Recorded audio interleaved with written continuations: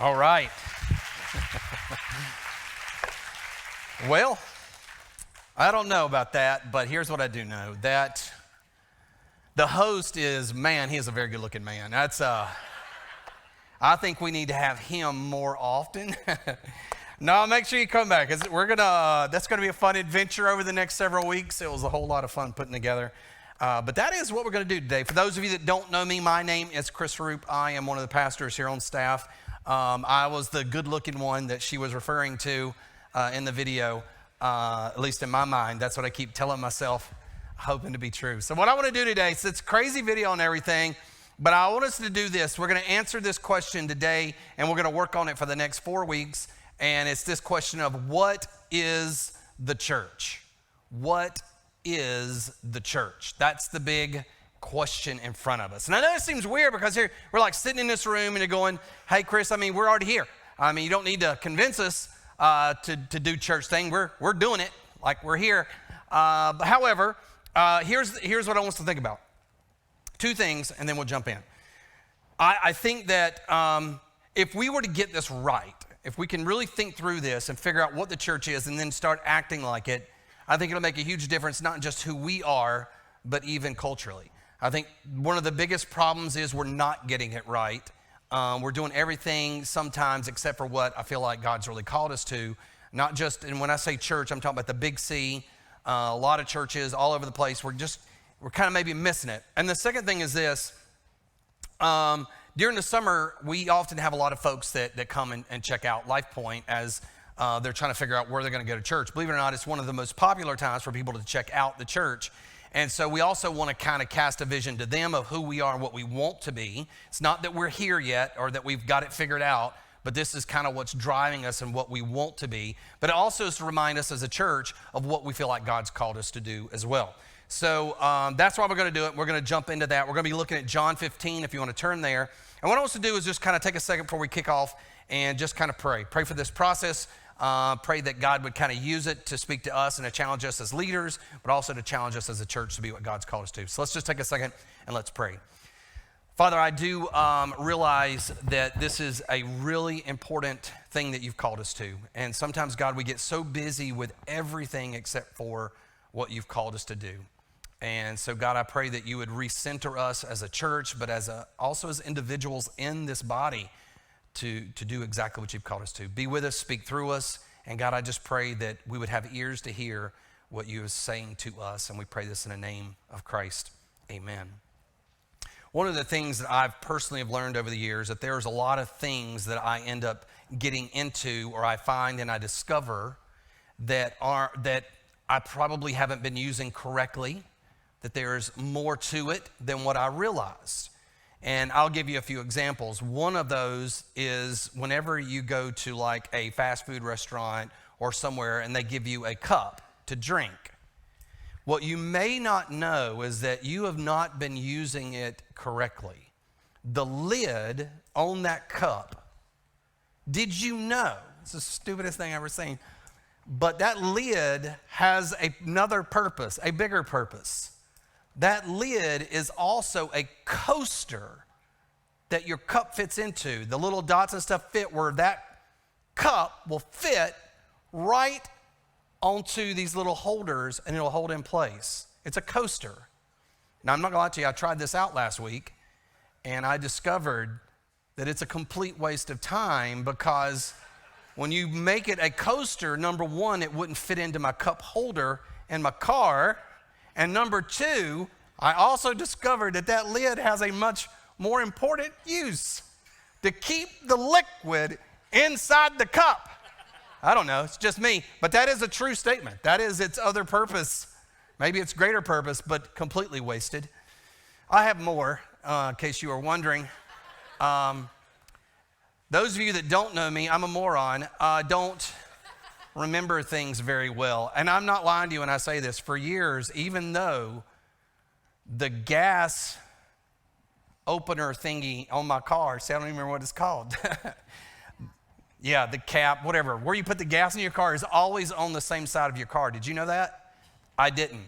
And I always will pull up to the gas station. I can't remember which side the stupid thing's on. Did anybody else struggle with this? It's like, and then you're looking out and trying to figure it out. Well, one day I'm with my wife and I'm like, I can't remember which side. The gas is on and she goes, hey, dummy, because that's my other name.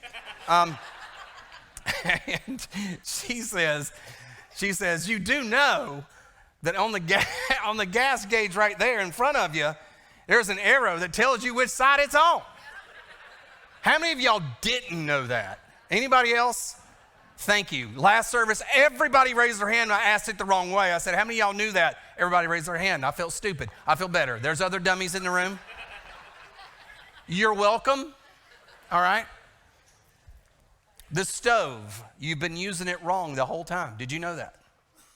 So you know on the very bottom of the stove, that drawer thing on the bottom, how many of you are putting your skillets, your pots, pans, how many of y'all are putting pots and pans and stuff down there?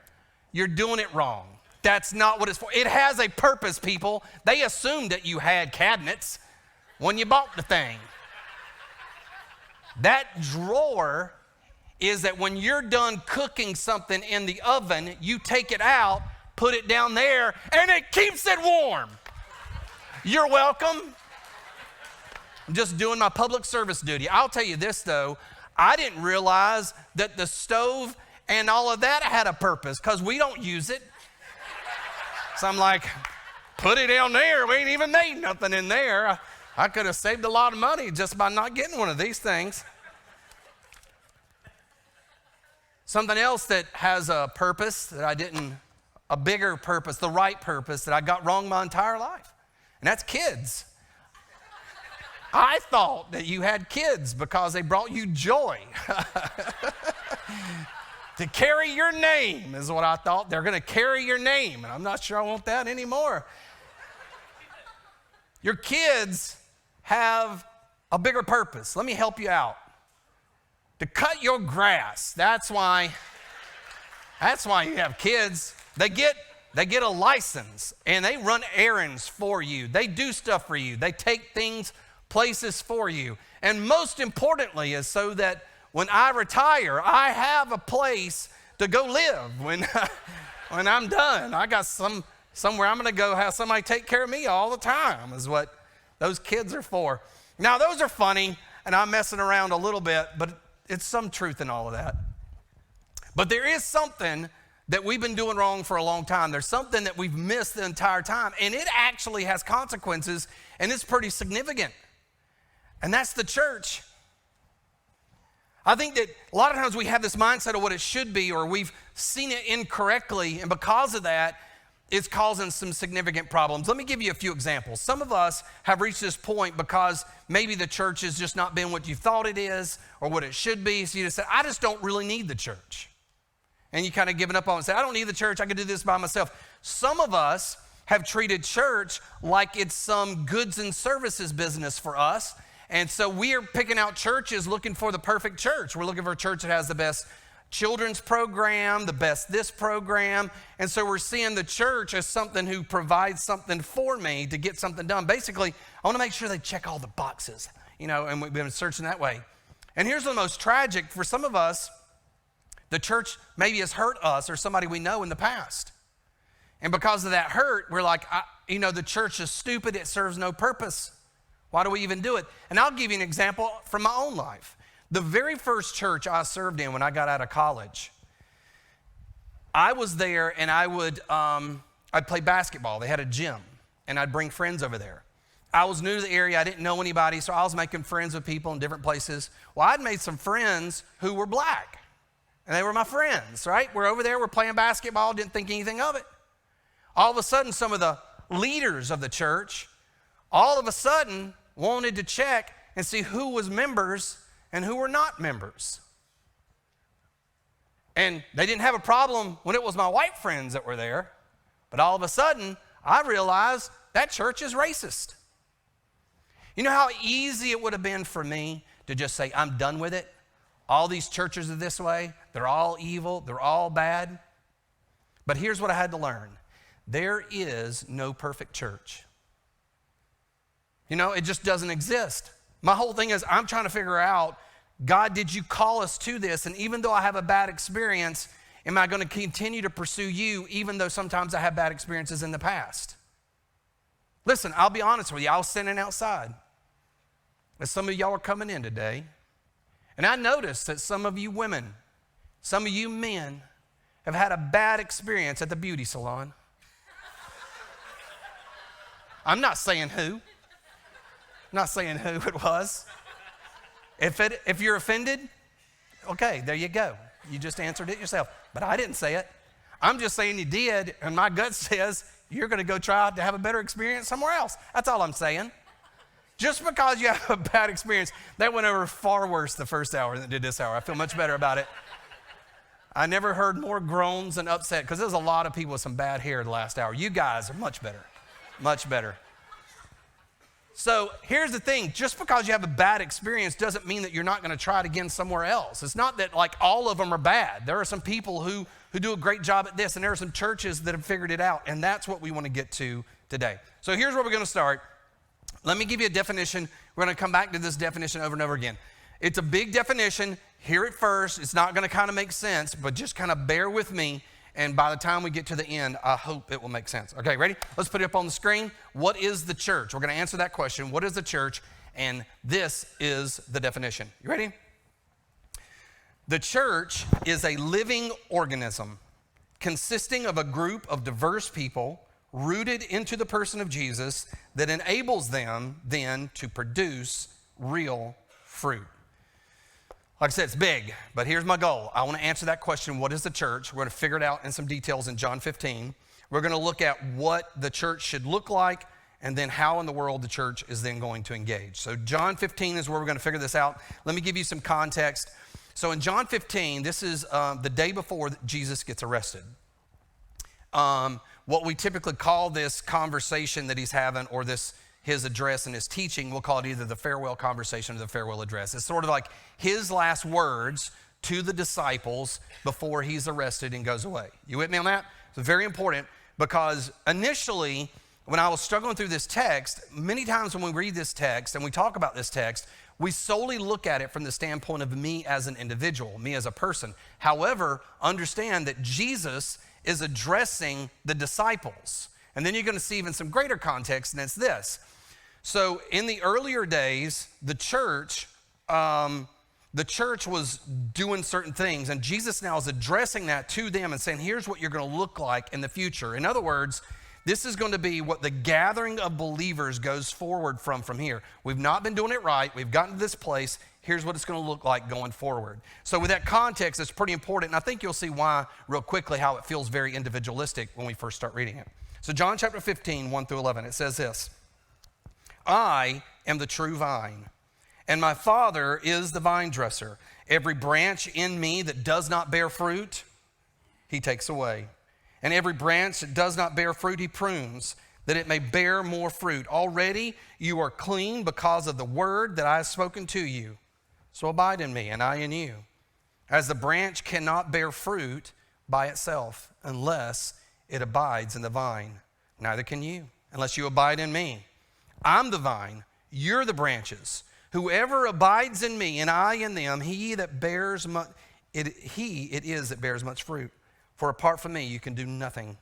If anyone does not abide in me, he is thrown away like a branch and it withers. And the branches are gathered, thrown into the fire, burned. If you abide in me, my words abide in you. Ask whatever you wish, and it will be done for you. That's an interesting one, oftentimes mistranslated. We'll try to talk about that towards the end. By this, verse 8, by this my Father is glorified, that you bear much fruit, and so prove to be my disciples. As the Father has loved me, so have I loved you. Abide in my love, and if you keep my commandments, you will abide in my love, just as I have kept my Father's commandments and abide in his love. These things I have spoken to you, that my joy may be in you, and that your joy may be full. And again, it goes back to that whole full life. How do we have it? How do we find it? And that's what Jesus is talking about in this transition. So let's start with that very first verse. We're kind of going to sit here for quite some time, the majority of the time, getting this first thing. And it says this. It says, I am the true vine.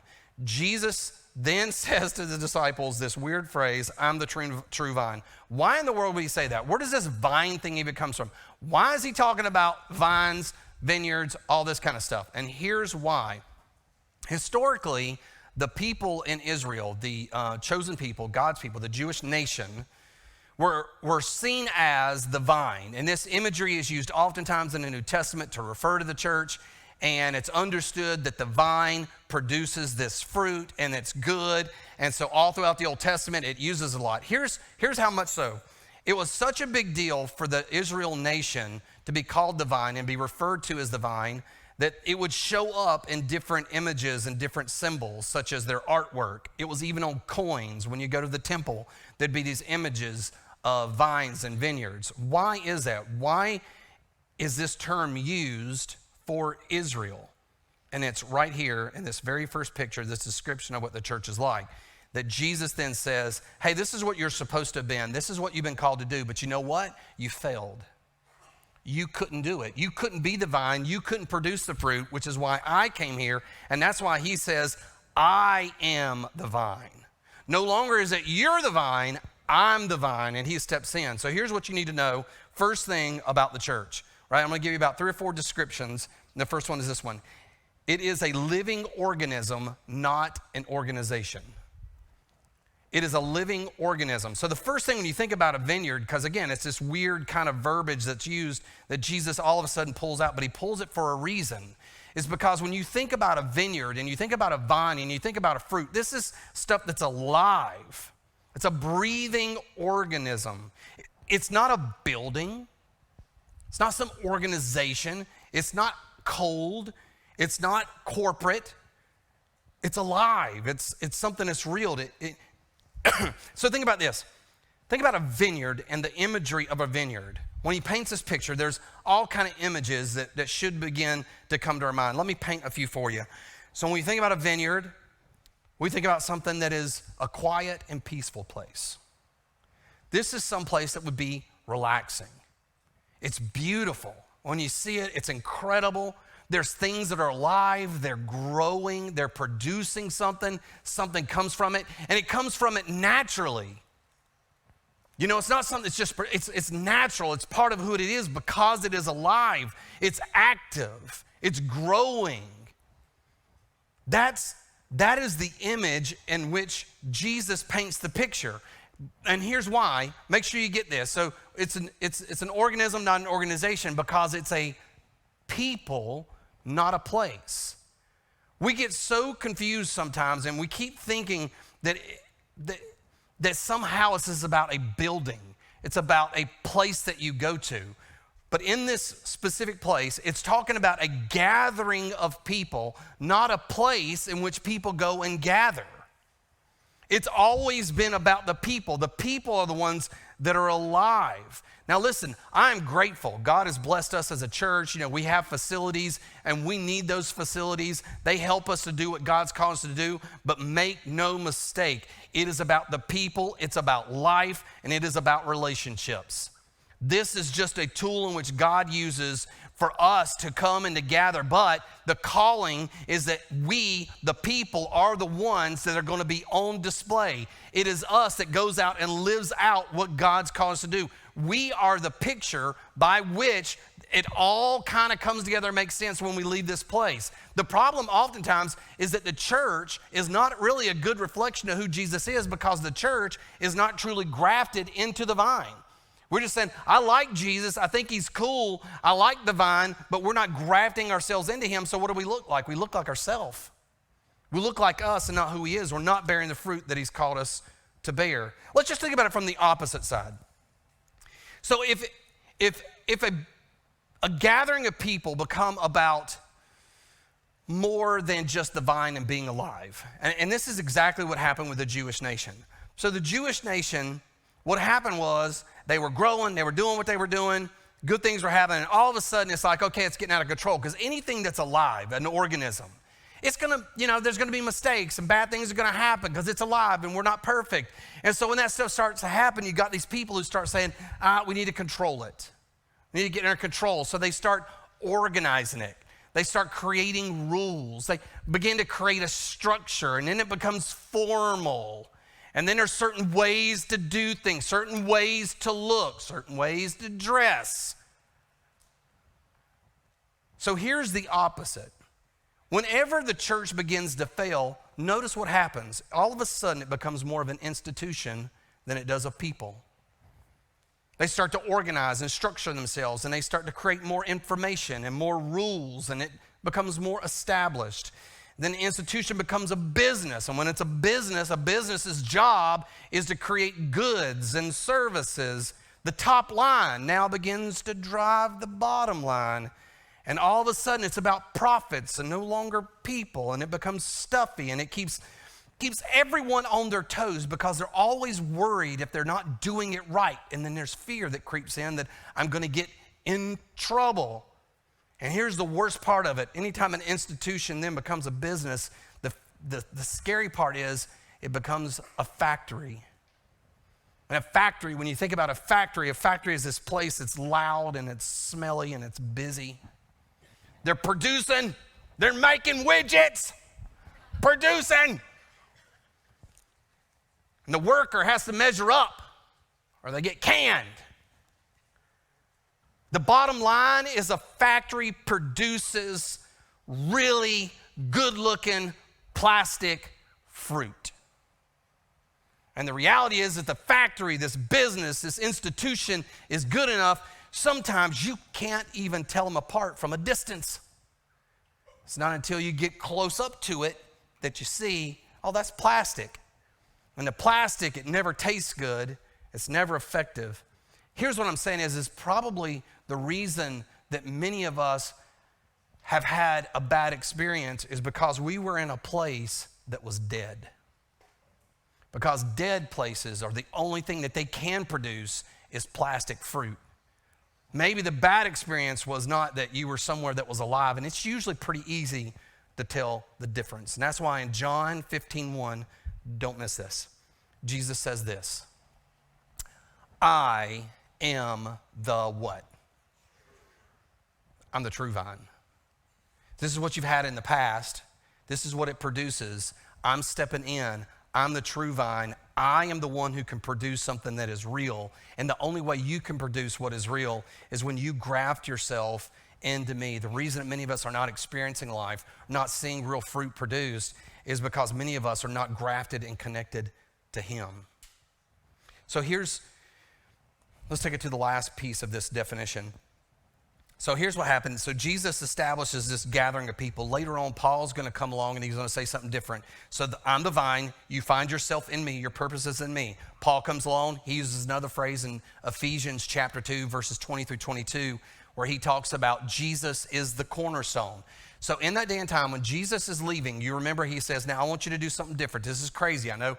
And they didn't even understand it because he's talking to this Jewish group of people. They didn't get it in the moment. They're going to figure it out later. But he says, I'm going to send you out, right? You're going to go to all nations, all these places, and you're going to gather all the people together. And that's new because at that point, it's just the Jewish people. They all look alike, same culture.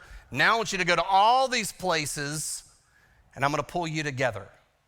You with me? See how crazy this is? So they didn't know at the time. Well, Paul now is addressing it. He's saying, hey, look, if this is going to work and we're out here and we're going to different places and we have different races, different cultures, different, ethnicities, all this different stuff, the different ways that people do stuff, and we're going to bring them together, it can't be based on any culture.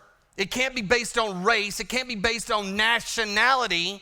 It has to be based on something else. And what is that something else? He says, I'll introduce to you the cornerstone of this, the foundation of this church is Jesus.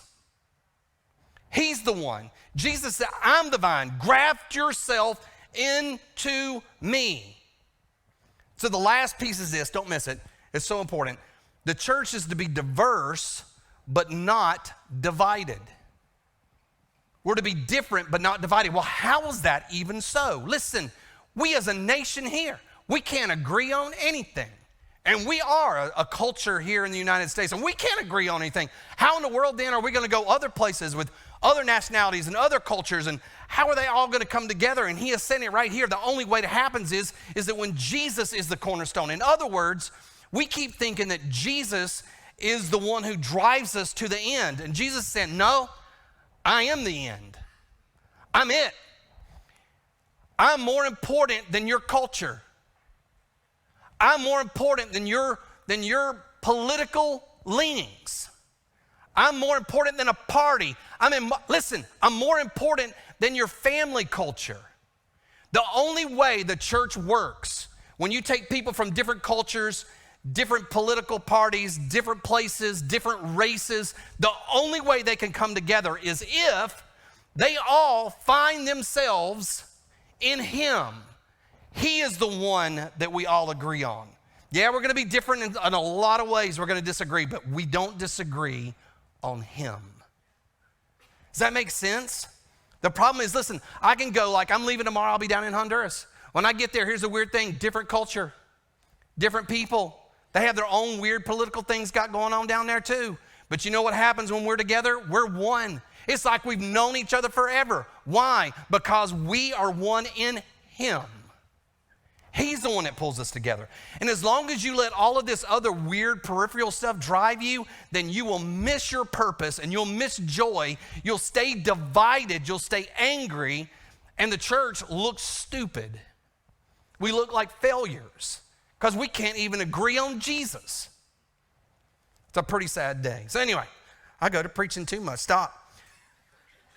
Let's go back to our definition. Let me pull this together. Now you can see all the pieces now start to come together. Take a look.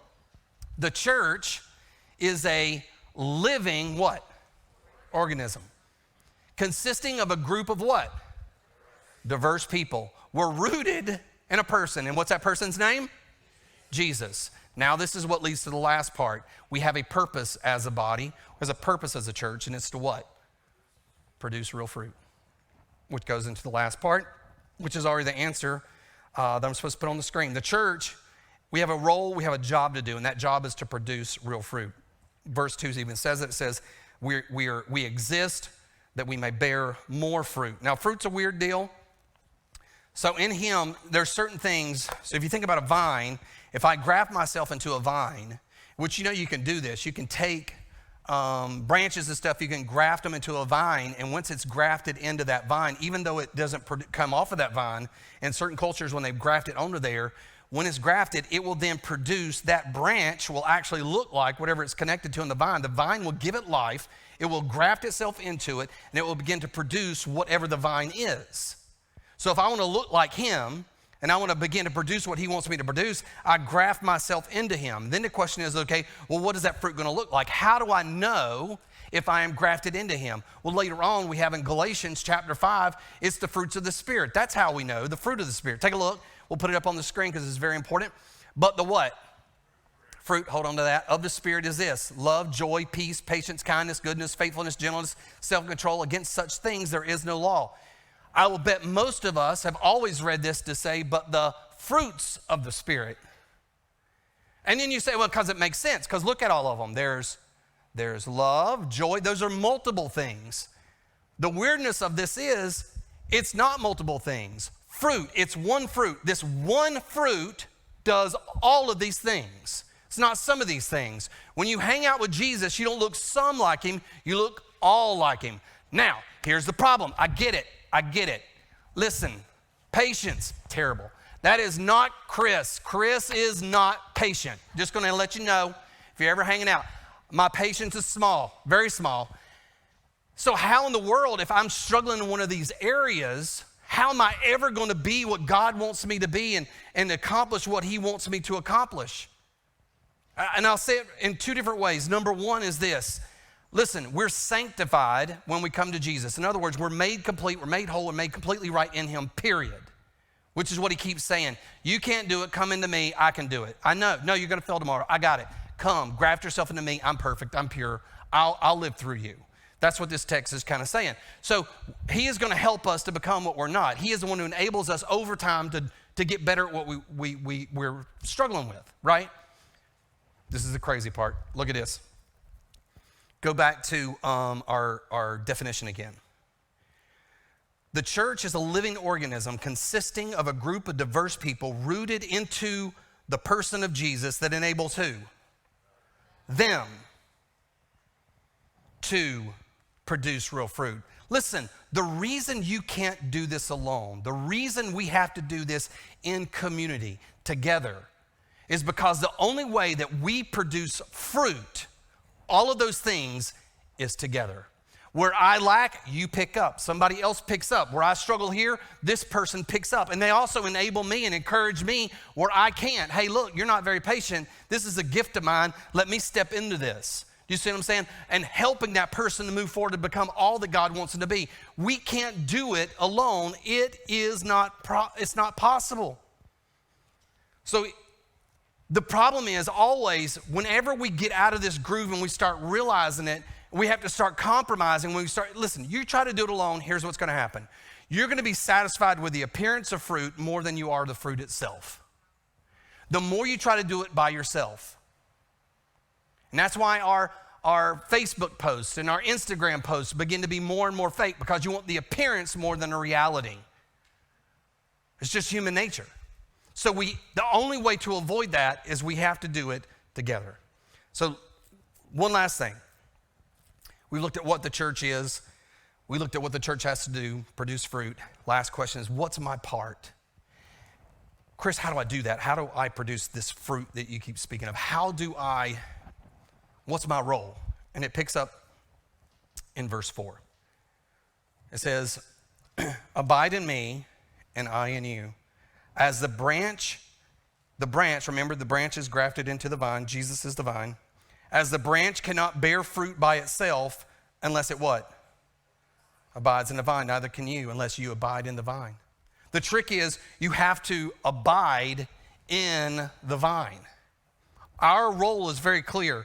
We have a purpose. We have a plan. My job, if I'm going to look like Jesus, if we as a church are going to reflect who he is and begin to look more like him culturally and as we go out and about, then we have to abide. That is the key.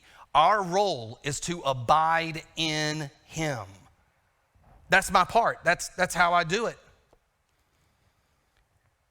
7 times. I don't know, when I was reading this whole text, the verse 1 through 11, the weird thing about this text is over and over again it keeps saying abide, abide, and it will repeat itself, like even using the same phrases a different way. Abide in me, abide in me, abide in me, abide in me. 7 times. Do you know why they do that? It's a writing technique. The author oftentimes will repeat itself when it's important and when it's crucial. They repeat it. They repeat it. They repeat it. This is the key. The other parts, you would think, well, shouldn't it be all about the vine or whatever? No, it's about the abiding. If you're not abiding in it, it doesn't happen. Nothing produces from it. Our job, it's important, our role is to abide in him. So, I think there's a problem, and I keep trying to figure out, why do we struggle with this? I mean, why is it doesn't feel like it's like a super complicated thing. We keep failing at it. I mean, we as a church look horrific most of the time, it seems like. Why do we keep failing at this? And I think about it from this standpoint. I'll give you an illustration. When I was younger, there were 6 siblings in my house, or 6 kids. I was one of those kids. So I had 5 siblings. I had 3 older brothers, and I had a much younger brother and sister. My 3 older brothers, I'm the baby of those 4, and those 3 plus I had my 2 cousins who would come over, and they were older. They were actually older than all of us. And so there were the 5 of them, and then me. I was the kid. I was never really allowed into the group, and they would have what they would call clubs or whatever, and I can't mention the names of those clubs because of confidentiality, but no, because they're inappropriate. So they get together, do stupid stuff or whatever, and I'm always wanting to be a part of that group, right? And so finally they said, hey, if you want to do this, if you're going to come here, you have to bring something to the table. And so if you want to hang out with us today, if you want to be in the club, you got to bring some snacks. You got to go get some food, some candies and stuff, and bring it in here, and we'll let you in. And I'm like, well, I don't know how I'm going to do that.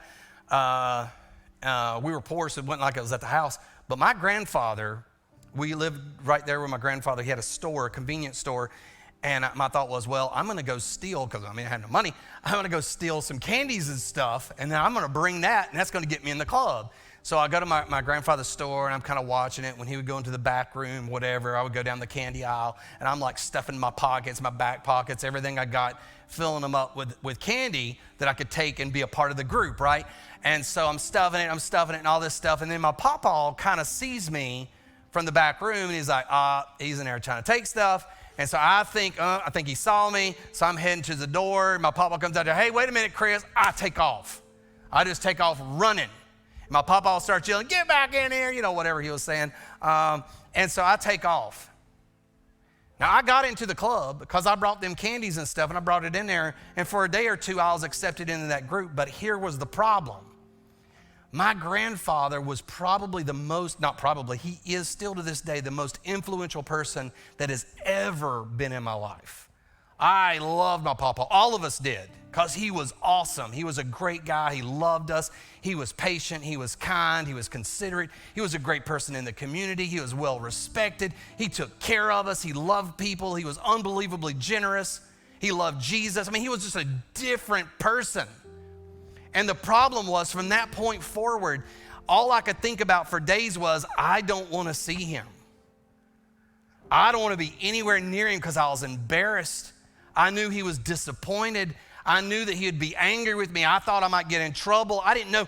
All I knew was I didn't want to be anywhere near him, and I avoided him forever until I was put in a position where I had to be around him. And you want to guess what happened?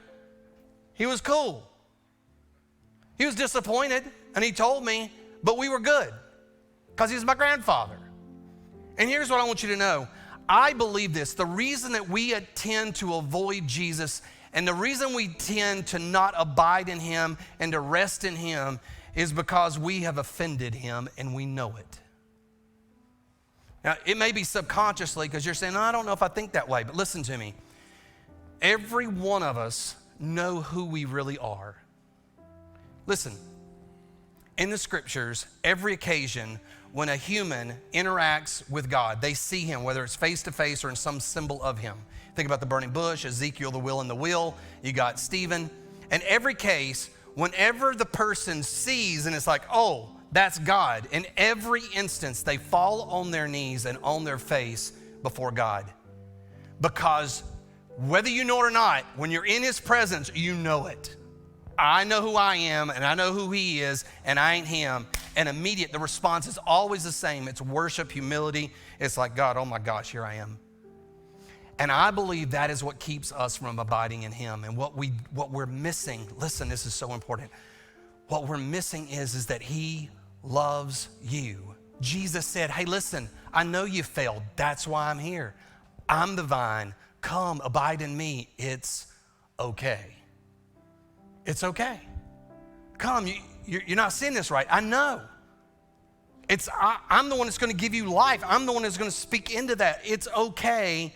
Come to me. The plan has always been the same. Come, abide in me. And listen how great this is. Listen.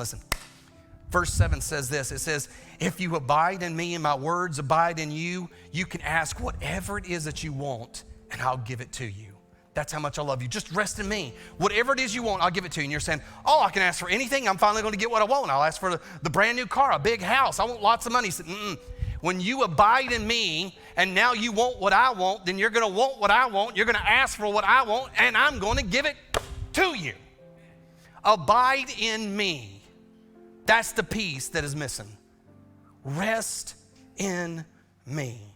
I am the vine. So here's the thing. I'm going to close with this. Two things I want to ask you to do as you think about it. This abiding, what is my role? What's my step? What do I do here today? Number one, make a commitment. Commit. Commit today. Stop shopping and start committing. Stop looking around and trying to figure it all out. Make a commitment. Stop trying to figure out what the best life could be. What do I need over here? Listen, if he is the one, make a commitment, follow him. Even when it comes to church, here's what I found a lot of times. We're looking at all the wrong things. We try to go to a church and say, hey, do they have a good kids program? Is the music great? Is the pastor look good? And I know you guys, y'all got that right here today. I know. Listen, I get it. I feel you. I'm just kidding. Well, I'm not kidding about being good looking. I'm kidding about you anyway, you get it. It can't be about anything that's peripheral. It can't be about good coffee or coffee stuff, good parking and good whatever. It has to be about the vision and the mission of the church. Do they have a vision? Is it rooted in Scripture? And are they living it out? And listen, Is it alive? You just know. You know what I'm saying? Nobody has to tell you. You go in, you go, no, it's alive. I can figure it out. And then, what's their vision? Do they have a vision for looking different, being different in the city and making a difference around? Or are they more consumed about themselves and producing their widgets? Or are they trying to make a difference? How are they doing that? And then number two, once you find that, listen, abiding is all about contributing. It's contributing in multiple ways. First of all, I'm going to root myself first and foremost into his word. I got to walk with him daily. But then if I find something, I've got to begin to contribute. In other words, I've got to get involved. I've got to start making friends, which means I'm probably going to need to get to a group. I probably need to start serving. I probably need to start living this stuff out with people who are like me. Because if that's not happened, that's where the abiding comes in. Abiding is not just you studying the Bible. Yes, that's an important part. But I also learned God's word by walking with other people who are walking with him.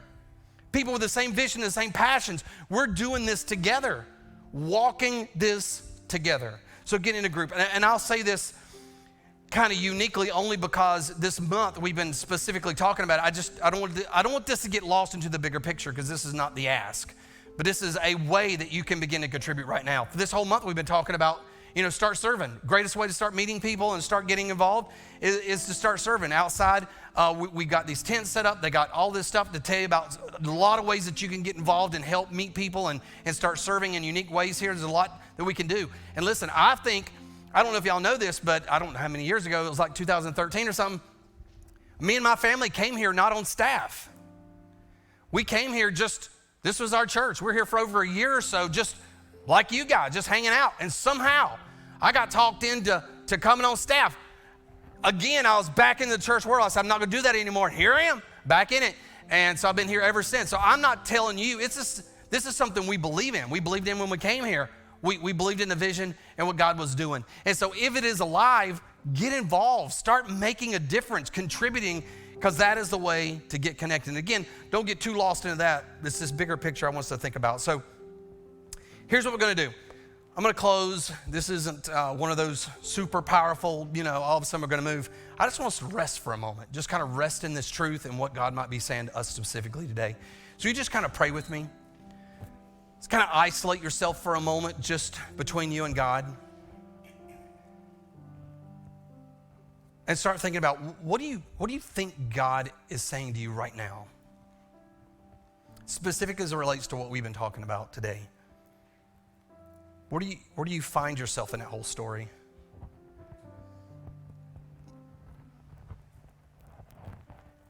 And what step do you need to take today? What commitment are you going to make?